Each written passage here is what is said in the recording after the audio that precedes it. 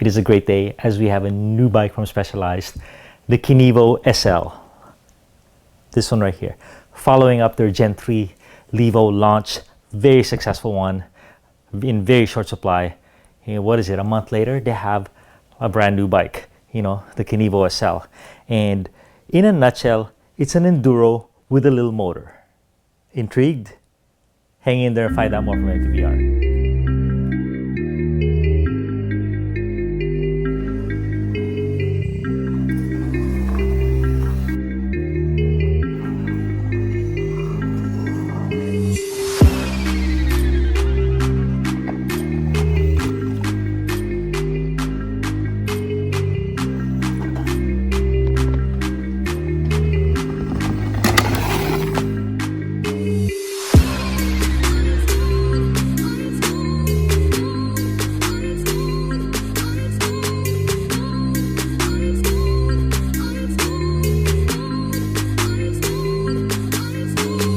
Okay, what a cool day, because we have a new launch.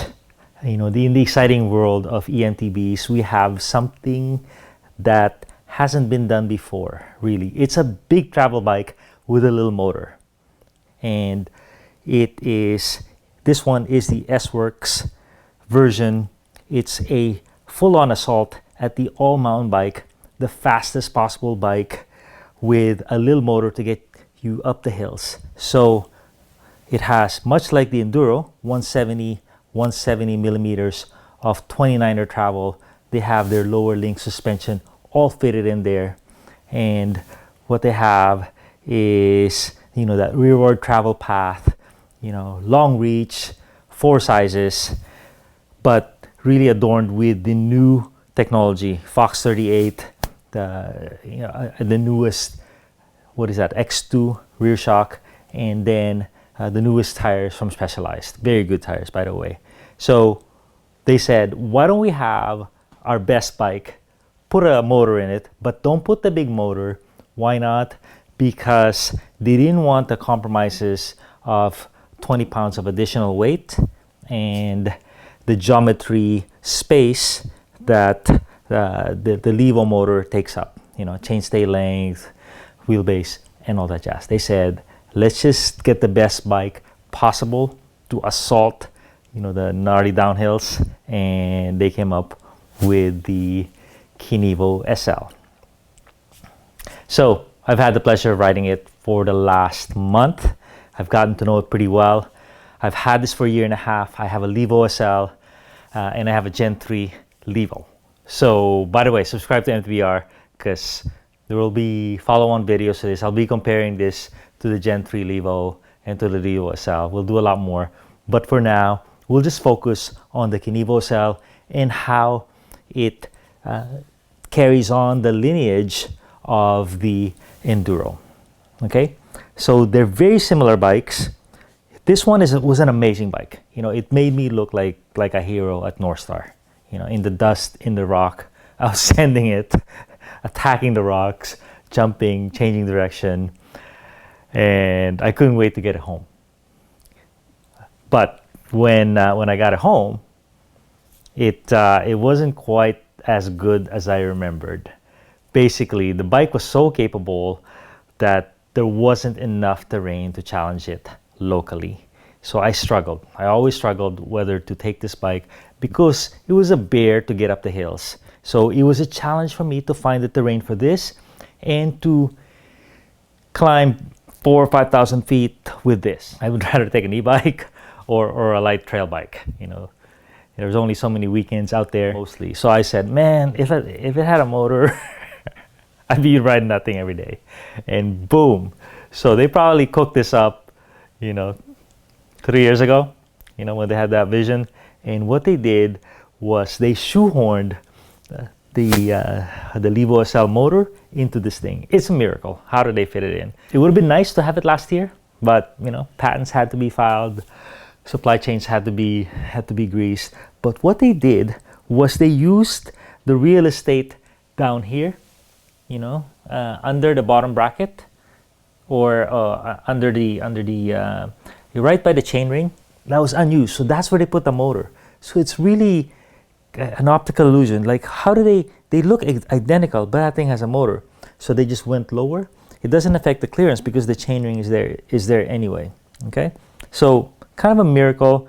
4 sizes, S2 to S5 on both of them, and carbon only, but same travel, very same characteristics, maybe a little more damping here for that little extra weight, but it has the SL motor. If you're not familiar with the SL motor, it is 250 watts of power and a 320 watt hour battery. So it's, as far as e-bikes go, it's about as low as you can go.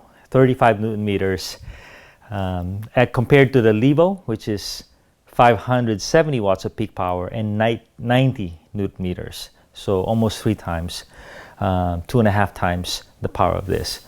So in relation to that, it's a hard comparison, but I know buyers are going to want to compare the two. But in relation to this, you're like, oh, why not? 32 pounds for this S-Works, 42 pounds for this S-Works with pedals. So a 10-pound difference between the two, you know, when you just have the little battery. I've been riding it, and I really have been riding this a lot too, climbing up the big mountains, getting to know it, and then I've been riding this, and it really is a capable beast. The rearward axle path that this kind of made popular really makes a noticeable difference when you're in the rough stuff. You know, roots, rocks, like it doesn't even slow down. It's kind of eerie, and this behaves exactly like that. So the little differences, the reach on this got a little longer, the wheelbase got a little longer. Both of these are S3. Stem got a little shorter. The seat post insertion length got a little bit shorter by maybe an inch. I was able to fit a 150 here, travel post, dropper post, and here only a 125. So that's a little bit unfortunate. Something interesting is the girth of the down tube. I believe this is 8 3/4 and this is 9 3/4, so only an inch wider. So you can't hardly tell that that there's a battery in there. So a very good revelation. And then the motor is just under that shock, pretty stealthy, hard to, it doesn't call attention to itself. So the ride quality is amazing, just amazing. It just, I'm having a hard time finding the rough stuff, you know. So we have Santa Cruz, we have Pacifica, and it handles it like a champ. Now changing direction is another story, meaning it doesn't quite change direction like this. This is lighter, doesn't quite change direction like the Levo, which has a shorter wheelbase, mullet wheel size. So I'm having to get used to that. But luckily, what this doesn't have, this only has a flip chip, you know, low and high BB. This one has a flip chip and adjustable head angle, so you can play with that. I steepened the head angle a little bit for my local trails. Got a lot better. It also has the Mastermind TCU. It is just a godsend.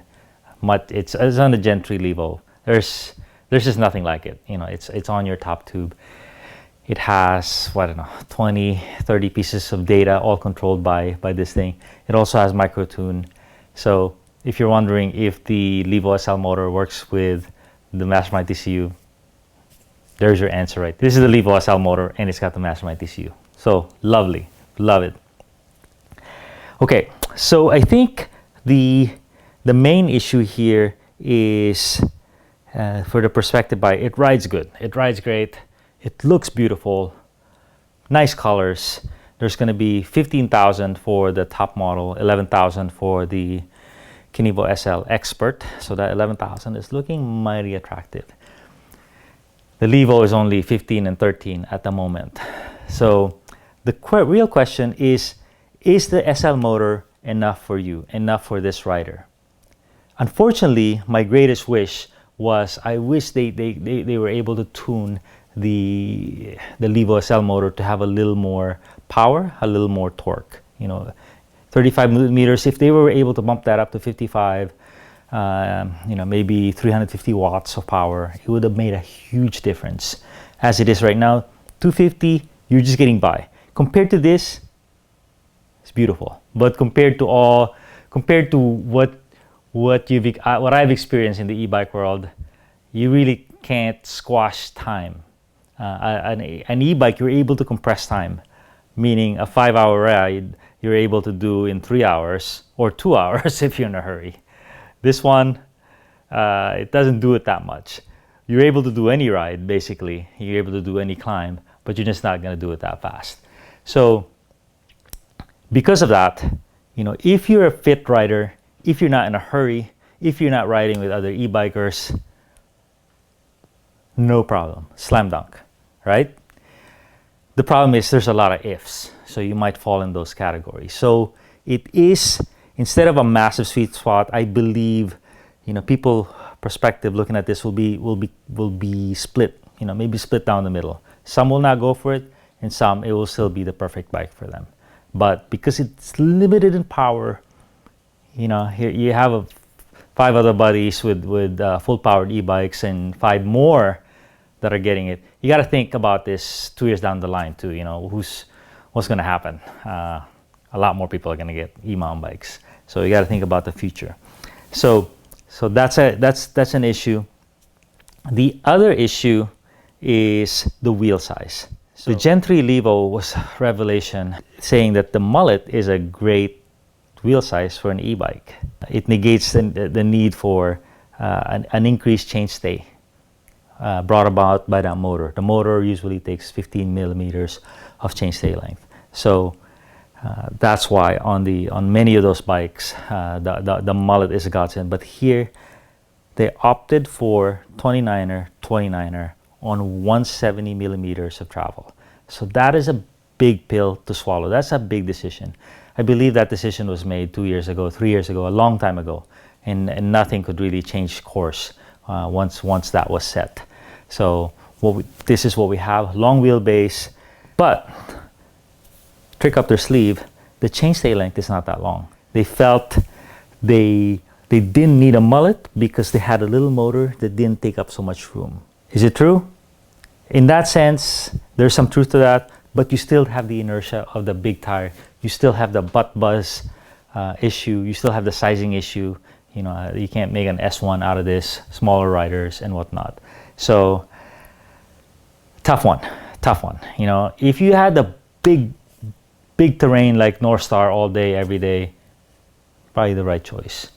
But for where I live, I'm searching, where the 29er rear wheel will show its prowess, because I keep riding the Gen 3 Levo. I think it's pretty darn good with its rearward axle path.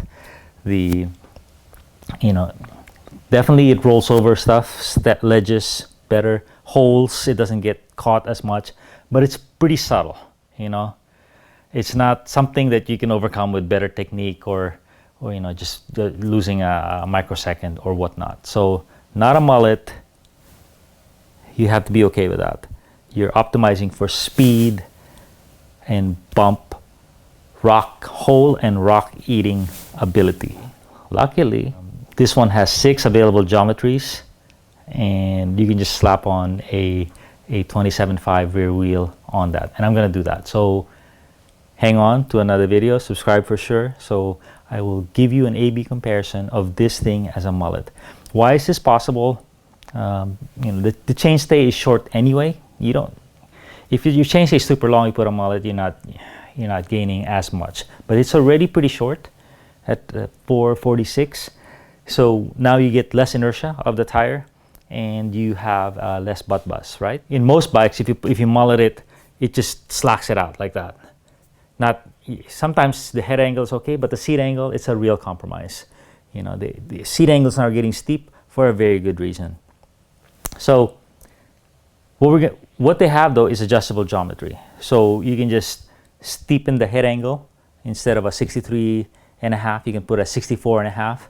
Then you mullet it. It'll probably put it back a little bit to 64. So because of adjustable geometry, you can do what you want. You can try what you want, see what works for you. The last part I'll cover is, should you buy this bike or the Gen 3 Levo? That's a tough one. That's a real tough one. If this was introduced 4 or 5 months ago, I would have been boom. Oh yeah, I can live with a little power. I'll make it a mullet myself. But there's an issue now, which is the Gen 3 Levo exists. And basically, if you read my reviews on my video, I said they figured out how to make a 49-pound bike feel like a 35-pound bike. They made weight disappear at speed. They made it pop, they made it change direction. So the Gen 3 Levo is a great bike. Now, if you have the terrain that can use 170 of 29er travel, then this might be the one for you. So that's your main trade-off. If you need to change the direction a lot of switchbacks and whatnot, that one's a more agile bike. But this one is faster. The other issue is the motor. Obviously, 570 watts for that one, 240 watts for this. And more important, the torque, 90 newton meters, 35 newton meters. If you ride with a lot of other e-mountain bikers, and you're not the strongest guy, you're carrying a couple pounds, this is a tough one. You're gonna get left behind. You're gonna be in turbo all the time, and you're gonna get worked. And really, this bike needs an extender battery. So speaking of battery, that thing has 700 watt hour. This one has 320. So it's not really even close. To make it close, this one needs an extender battery to get it to 480. But then you are bumping up the weight as well. 49 pounds, 42 pounds. But then if you put an extender battery, 49 pounds, and this will be 44.5 pounds. So you get a little close to the weight. So, and that extender battery is not that, it's not that big. Climbing, I have a lot of experience with it. I did some testing on this. So I had a 2,000 foot hill, and I went on full turbo, kept my heart rate average 125 beats a minute, let the bike do the work and let me do a little work. So that way I could keep my effort constant. I didn't have a power meter, that's gonna come next, but I climbed this hill with a Levo in exactly 22 minutes. Okay, when I use this one, the Kenevo SL, very efficient bike, by the way. It's got a nice pedaling platform, 29er wheels. I climbed it in 32 minutes. This one definitely makes you work. It makes steep hills doable, but it doesn't make them disappear. The Gen 3 can do that. This one, you'll still get worked, and you'll have to use the gears a lot. Anyway, that is the first foray into the Kenevo SL, a very exciting bike. It's not for everybody, but for the person looking for the ultimate terrain eating bomber with a little assist to help you get to the top, ride day in, day out, this might be the one. All right, thanks a ton.